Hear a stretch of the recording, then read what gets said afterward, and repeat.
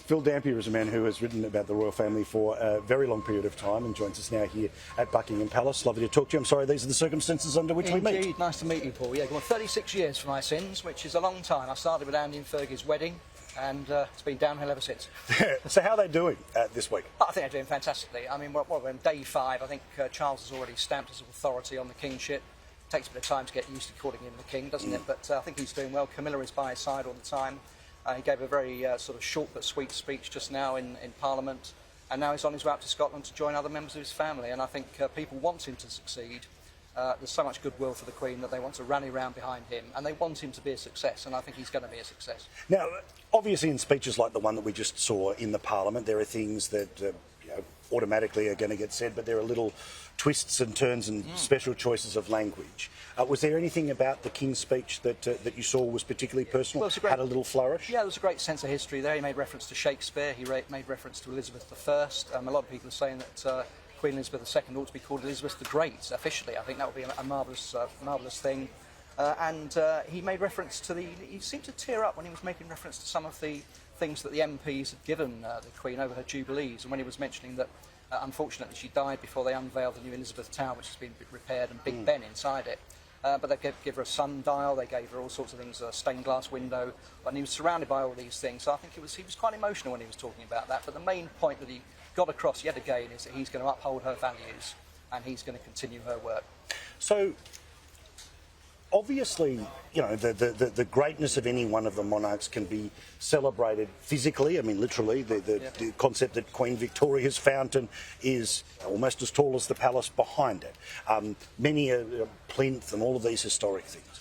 How do you think that this royal family will honour Queen Elizabeth? Are they going to go for the physical monument? Are they going to name prizes after her? Do they try to use whatever power or capacity they have to say Elizabeth the Great? How will they honour her? I don't know yet. I mean, there's so many statues of her already, and I mean, there's so many portraits of her already. I think she sat for over 150 portraits in her life. So it's not like Diana. They felt they had to sort of get a statue in her memory, and we ended up with that not very successful fountain in Hyde Park, which never seems to work properly. So I don't think there'll be a rush, but I'm sure that the nation will want to honour her. Elizabeth the Great would be fantastic. It's going to remain to be seen what they do, but obviously the most important thing to sort out is the homes here. I mean, he lives in Clarence House. He's now going to move into Buckingham Palace. And what are the others going to do? He's just arriving at the airport there to get up to Scotland, and and there's Camilla with him. There you go. Extra suits, extra coats, and because it is the English weather, we better take an umbrella as well. That's one thing I envy about being a royal. You don't have to pack your luggage and go through customs and everything else. You just get on the plane and it's all there at the other end. I mean, that must be fantastic. Well, also, I was maybe being a little bit flippant, but earlier as well that the life of waiting. You don't have to wait anymore. Everyone's waiting for you. Everyone turns up an hour earlier and you're done. But of course, I should also explain that the RAF base that they're at right now, which is in London, is the same that they will be returning to. Northolt is where they will be returning later with the Queen's coffin, which will then make its way, of course, to Buckingham Palace. After being in Buckingham Palace, then there'll be a further parade over to the Palace of Westminster, the Parliament, and then we're going to have, initially under Operation London Bridge, these were the early plannings of what was to happen that was leaked. It was 3 days where the public would be able to walk past. It's now going to be 4 days, and we've gone from 23 hours a day to 24 hours, no restrictions, and expectations of at least 1 million people at any one time being in here. The heave of people that are going to want to be there, the idea, that still won't be enough, will it? 4 days, 24 hours. No, it reminds me a little bit of Winston Churchill's funeral. Sadly, I'm old enough to remember it. I think I was about 6 at the time, when one journalist famously wrote there were 2 rivers in London. One was the Thames and one was the River of People, and that's what it's going to be like. And he was in Westminster Hall this morning, the oldest part of Parliament, which is where the body is going to lie, where the coffin is going to be, and that's where people will file past. But he's not bringing her back. It's going to be Princess Anne and her husband, Commander Tim Lawrence, and Anne, of course, accompanied her through Scotland yesterday.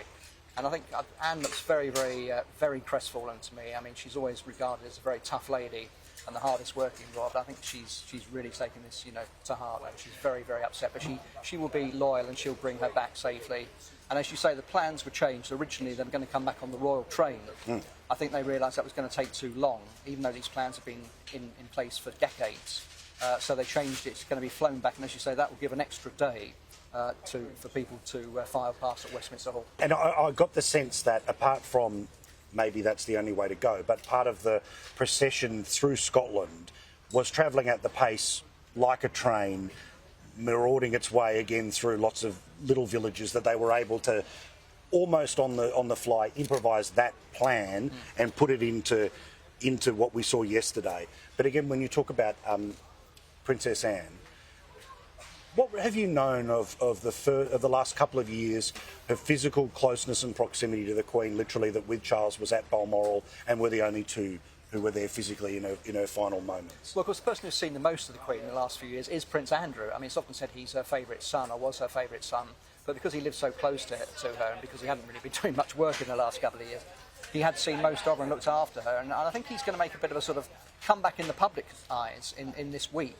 But I don't think it's going to mean that he can come back as a working royal. I think that's probably going to be blocked by Charles and by William.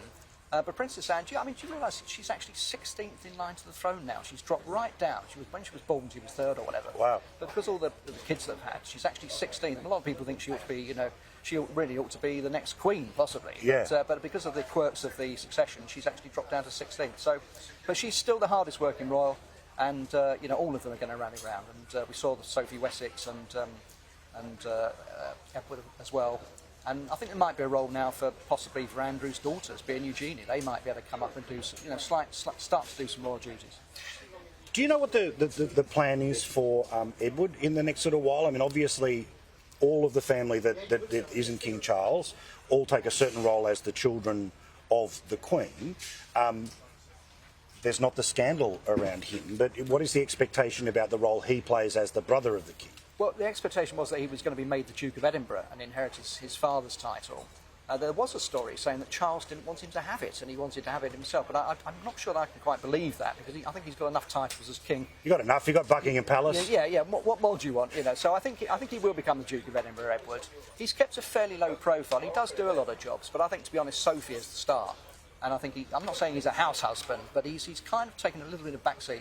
Sophie's very, very good with the public. She was very close to the Queen as well. She's very upset. But I think she will have a great role in the future. We obviously saw William and Harry and their partners yesterday in Windsor. Do you have any expectation about spontaneous shows from them between now and a week's time when the funeral happens, I think that might be it until the funeral. I think now it's made it easier for Meghan to go to the funeral. She wasn't sort of booed or abused. I mean, a few people sort of looked at her and a little bit stony-faced. Some suggestion some people ignored her a bit, but there were also people, shaking her hand and cuddling her, So I think that's kind of broken the ice. But of course, whether it means there's going to be a long-term healing of this family feud, this rift, it's just too early to say. I mean, I hope there is, but I can't ever see him coming back here as a working royal. I think their life is now in California.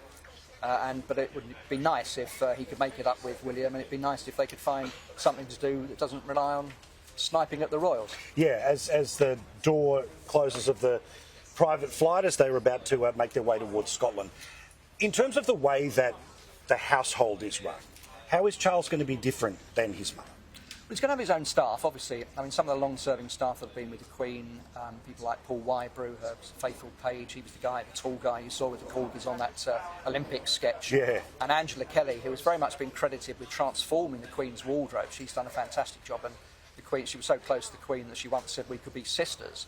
And it's been reported that they're going to keep their grace and favour houses at Windsor. The Queen demanded that they would be looked after. Excellent. In perpetuity. But because the history has been at times, you're done out. Yeah, that happened with the Queen Mother's page, Billy Talon. He was a page of the backstairs, as he was known, and he was just kind of ostracised after a little bit, and he felt very sad about that. But obviously, he will bring in his own staff, Charles, and have his own secretary, etc., etc. And it's going to be a big change because they've got to decide what to do with all these properties. You've got Windsor Castle, you've got Balmoral, you've got Sandringham, you've got Buckingham Palace. Charles has already got 4 other homes, so what are you going to do with them? Seems that William and Kate aren't going to move into Windsor Castle just yet. They're staying at Adelaide Cottage, but I'm sure in time they will do. And then, does he have a purview? So say that when, again, the President of the United States takes over the Oval Office, they literally have the capacity to redecorate that entire space. Is it a tradition that when a new monarch takes over that they want to make little changes to the house? Well, because it's been 70 years, I can't really tell you. I can't remember the last time it happened. So yeah, it's going to be very difficult. I mean, the Queen Mother, when she died, I mean, she had stuff in there that was, you know, sort of 100 years that nothing had been done for years, and the whole place, had to, Royal Lodge, where Prince Andrew now lives, the whole place had to be rewired and recarpeted. Nothing had changed for 50 years. So that was, I think they spent about £7 million on it because it was just absolutely ridiculous. It was really in the past. But no, this is undergoing a massive renovation at the moment. £100 million, I think, renovation. And of course, Balmoral and Sandringham are private, so they're very much in the family. So, yeah, time will tell, but I'm sure that if they do need an update, Charles will do it. Yeah, thank you very much for the conversation. I really do appreciate it. Thank you, Phil Dampier. Thank you very much. Good man.